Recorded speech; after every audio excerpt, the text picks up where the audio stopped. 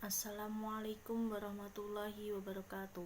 Perkenalkan, nama saya Syarifah Leopatra. Saya dari kelas PGMIC dengan nomor NIM 2031998. Di sini saya akan menjelaskan makalah saya yang bertema Islam di Spanyol atau Andalusia. Awal mula masuknya Islam di Spanyol, Spanyol diduduki oleh umat Islam pada zaman Khalifah Al-Walid, seorang khalifah dari Bani Umayyah yang berpusat di Damaskus. Sebelum menaklukkan Spanyol, umat Islam telah menguasai Afrika Utara dan menjadikan sebagai salah satu provinsi dari dinasti Bani Umayyah. Penguasaan sepenuhnya atas Afrika Utara terjadi pada zaman Khalifah Abdul Malik. Dalam proses penaklukan Spanyol terdapat 3 pahlawan Islam yang dapat dikatakan berjasa memimpin satuan pasukan, diantaranya yaitu Tariq bin Malik, Tariq bin Ziyad, Musa bin Nusain. Tariq dapat disebut sebagai perintis dan penyelidik. Ia menyeberangi Salat yang berada di antara Maroko dan benua Eropa dengan satuan pasukan perang. Sedangkan Tariq bin Ziyad lebih banyak dikenal sebagai penakluk Spanyol karena pasukannya lebih besar dan hasilnya lebih nyata. Pasukannya terdiri dari sebagian besar suku Barbar yang didukung oleh Musa bin Nusain dan sebagian orang Arab yang dikirim Khalifah Al-Walid. Islam masuk Spanyol hingga sebelum jatuhnya kerajaan Islam terakhir di sana. Islam memainkan peranan yang sangat besar saat itu hingga berlangsung lebih dari 7,5 abad.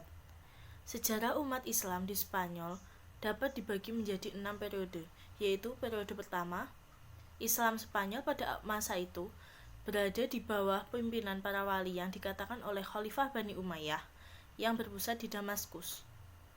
Pada periode ini, stabilitas politik seperti Spanyol belum tercapai secara sempurna, karena masih ada gangguan-gangguan yang datang dari luar maupun dari dalam. Gangguan dari dalam itu berupa perselisihan antara elit penguasa, terutama akibat perbedaan etnis dan golongan, terutama antara Barbar asal Afrika Utara dan Arab. Gangguan dari luar datang dari sisa-sisa musuh Islam di Spanyol yang tidak pernah tunduk dari pemerintah Islam. Gerakan ini terus memperkuat diri hingga pada akhirnya mereka inilah yang mampu menguasai Islam dari bumi Spanyol. Dalam periode kedua, Spanyol pada periode ini berada di bawah pemerintahan seorang amir yang tetapi tidak tunduk kepada pusat pemerintahan Islam yang saat itu oleh Khalifah Abbasiyah di Baghdad. Amir yang pertama adalah Abdurrahman al-Dakhil, kemudian dilanjutkan oleh Hisham,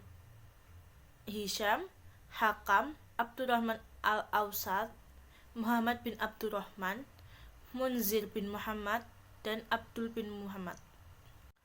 Umat Islam Spanyol pada periode ini mulai memperoleh kemajuan-kemajuan di bidang politik dan peradaban. Misalnya, Abdurrahman al-Dakhil mendirikan Masjid Cordova dan sekolah-sekolah besar di Spanyol. Hisham berjasa dalam menegakkan hukum Islam. Hakam terkenal dengan pembaruan kemiliteran. Sedangkan Abdurrahman al-Awsat terkenal sebagai penguasa yang cinta ilmu. Ia pernah mengundang para ahli dari dunia Islam untuk datang ke Spanyol sehingga kegiatan ilmu pengetahuan di Spanyol mulai semerak. Itu golongan pemberontakan di Toledo yang membentuk negara kota pada tahun 852 Masehi yang berlangsung selama 80 tahun. Dan yang terpenting adalah pemberontakan yang dipimpin oleh Hufsun dan anaknya di pegunungan dekat Malaga. Sementara itu sering terjadi perselisihan antara orang Barbar dan orang Arab. Pada periode ketiga, periode ini Spanyol dipimpin oleh seorang penguasa yang bergelar khalifah. Gelar inilah mulai dipakai pada tahun 929 Masehi. Khalifah-khalifah besar yang memerintah pada periode ini adalah Abdurrahman an-Nasir, Hakam II, dan Hashim II.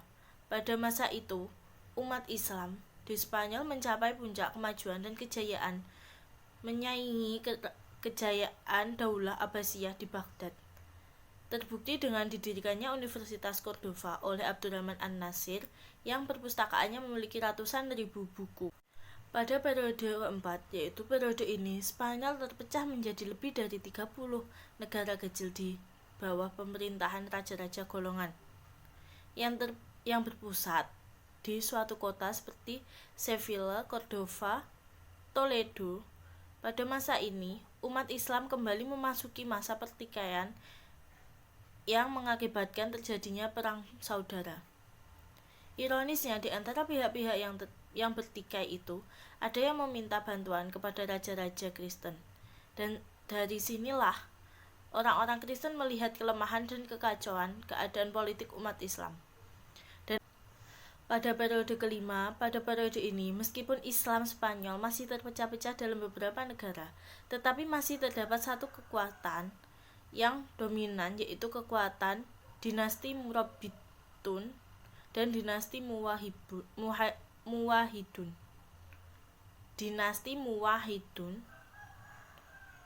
Dinasti Murabitun mulainya adalah sebuah gerakan agama yang didirikan oleh Yusuf bin Tashfin di Afrika Utara.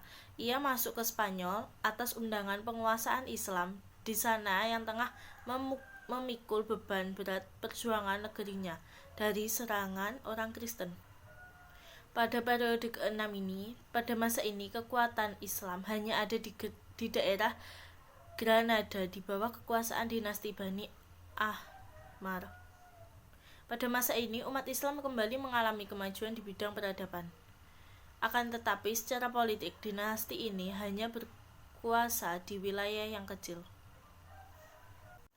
Faktor kemunduran Islam di Spanyol antara lain yaitu konflik Islam dengan Kristen, tidak adanya ideologi pemersatu, muwaladun yang dinilai merendahkan, kesulitan ekonomi, tidak jelasnya sistem peralihan kekuasaan, dan keterpencilan. Dalam pengaruh peradaban Spanyol bagi Eropa, Spanyol merupakan tempat yang paling utama bagi Eropa menyerang peradaban Islam, baik dalam bentuk hubungan politik, sosial, maupun perekonomian, dan berhadapan antara negara.